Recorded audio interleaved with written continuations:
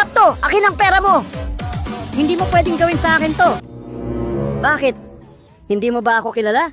Isa akong politiko. Ha? Kung ganun, akin ang pera namin!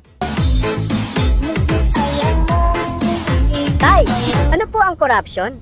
Ha? Corruption? Opo, assignment namin eh. Ibili mo muna ako ng alak sa tindahan. Sasabihin ko sa'yo pagkatapos. Sabi ni Mama, bawal ka na raw uminom. Eto, bumili ka na rin ng gusto mo.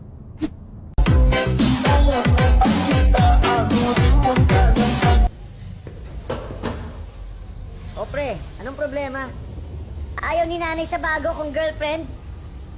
Ganito gawin mo. Magsyota ka ng kamukha ng nanay mo. Ginawa ko na yan. Oh, tapos? Ayaw naman ni tatay.